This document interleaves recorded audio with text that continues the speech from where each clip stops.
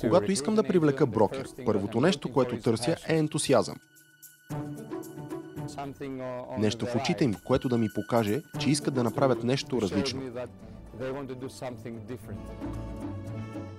Те трябва да са мотивирани, да имат правилно отношение, да са с положителна нагласа, трябва да им харесва да работят в екип. За мен е важно връзките между хората да са завинаги, наистина завинаги.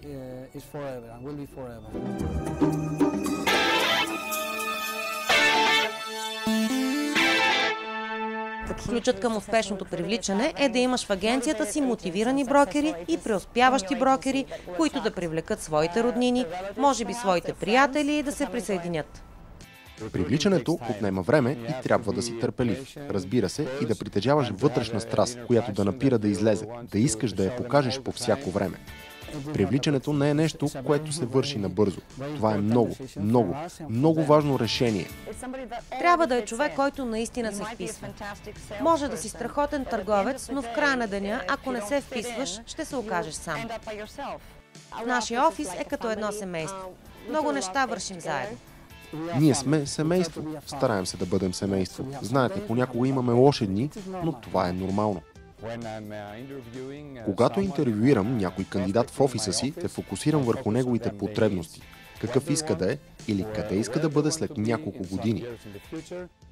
Задавам въпроси за техните условия, с какво са се занимавали, защо им харесва да продават, защо мислят, че са, биха могли да бъдат добри търговци. Много е важно да ги оставиш те да говорят.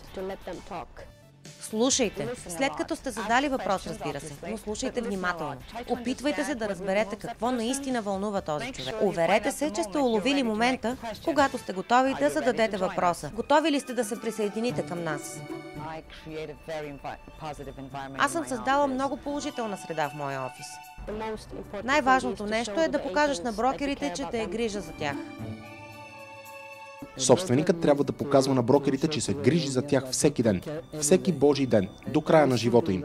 Брокерите трябва да усещат, че собственика стои зад тях. Не можеш да се откажеш. Трябва да опитваш отново и отново. Та нали това е системата на Remax? Но това са ни учили. Тя е най-добрата.